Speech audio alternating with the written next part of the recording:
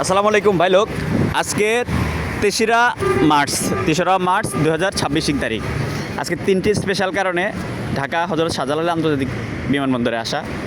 প্রথম স্পেশাল কারণ হচ্ছে আমার ম্যাসেডোনিয়ার বেশ কিছু অ্যাপ্রুভাল আসছে, ভাই ব্রাদারদের বইগুলো পাঠিয়ে দেওয়া হয়েছে। একজন ভাইয়ের বই পাঠাইতে পারি নাই, সেটা এখন হাতে হাতে পাঠিয়ে দিব। হাতে হাতে পাঠিয়ে দেওয়ার জন্য আসছিলাম, একটা ভাই যাবে, ওনার হাতে দিয়ে দিব।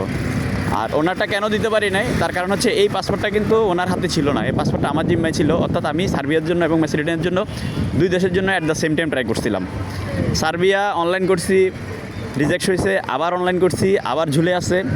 ইতিমধ্যে কিন্তু আমি বসে নাই, আমি কিন্তু পারমিশন যেহেতু দিয়ে দিয়েছে সার্বিয়া ম্যাসেডোনিয়া যেটাতেই হোক করে দেওয়ার জন্য, আমি ইতিমধ্যে ম্যাসেডোনিয়াও করে রাখছি।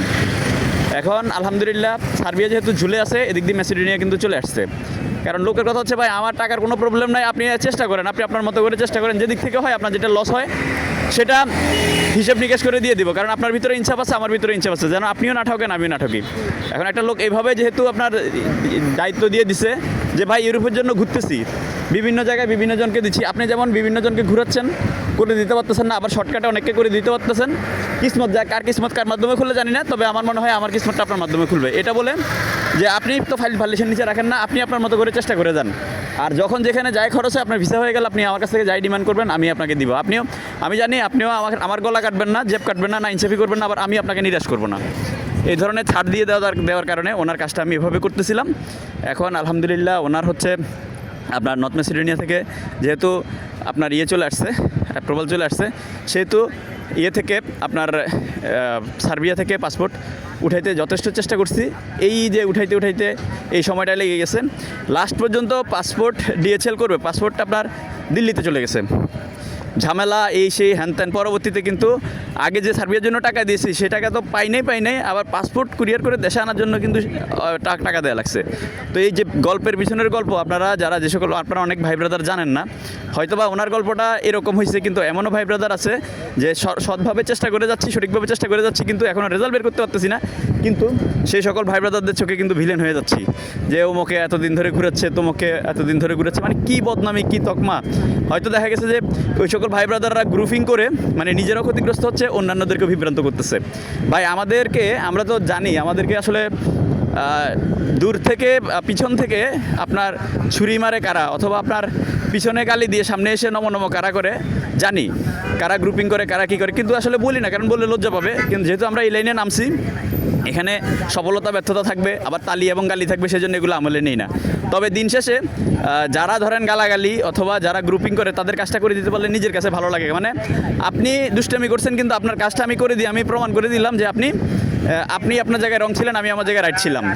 তো বৃক্ষ তোমার নাম কি ফলে পরিচয়। যে সকল ভাই ব্রাদাররা আছেন, লেগে থাকেন। আর যারা গ্রুপিং করবেন, ভাই গ্রুপিং করলে আপনাদের রেজাল্ট আপনারা পাবেন। হয়তো দেখবেন যে এক সময় দেখবেন যে ফাইল স্টপ করে দিব, অথবা এক সময় দেখবো যে না, আসলে এই লোক পাঠাইলে পরে সমস্যা, যাওয়ার পরে ঝামেলায় ফেলবে, করবে, এটা দুষ্ট লোক। তো দুষ্ট গরু থেকে শূন্য গোয়াল অনেক ভালো। পরবর্তীতে দেখা গেছে যে করবো না। তো এই জন্য গ্রুপিং করবেন না, গ্রুপিং করলে নিজেরা ক্ষতিগ্রস্ত হবেন। আর দোয়া করবেন মন থেকে, ম্যাসেডোনিয়া এবং পর্তুগাল ভালো কিছু হবে, ভালো কিছু হতে যাচ্ছে। কারণ ইতিমধ্যে দেখেন, আমি পর্তুগালে আপনার কাজ করেছি, পর্তুগালে আমি ফ্লাইট দিয়েছি। আমার আবার ইদানিং আমার যেগুলো জমা হয়েছে দুইটা গ্রুপের, সেগুলো আলহামদুলিল্লাহ আমি অপেক্ষা করতেছি। কোম্পানির অবস্থা যেহেতু ভালো, ওগুলো অ্যাপ্রুভাল চলে আসবে। আর আপনার যে সকল ভাই ব্রাদাররা আপনার অপেক্ষায় আছেন, আপনারা একটু অপেক্ষা করুন কষ্ট করে।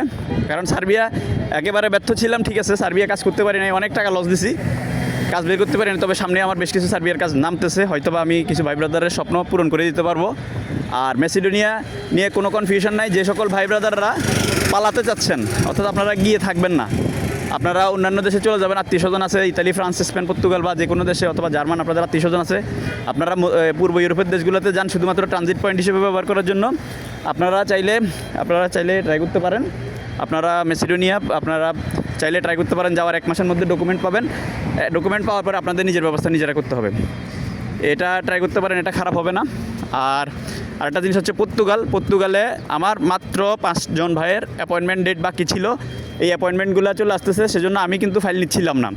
এখন আপনারা চাইলে ট্রাই করতে পারেন পর্তুগাল। আমি অন্যান্য এজেন্ট এজেন্সির মতো ফাইল রেখে জটলা রেখে জটলা সৃষ্টি করতে চাচ্ছিলাম না বিদায় বিগত দিনের অভিজ্ঞতার আলোকে আমি সেজন্য নিচ্ছিলাম না। তবে আপনারা কেউ যদি ট্রাই করতে চান ট্রাই করতে পারেন, কারণ আমার হাতে এই মুহূর্তে আমার হাতে কোনো জটলা নাই।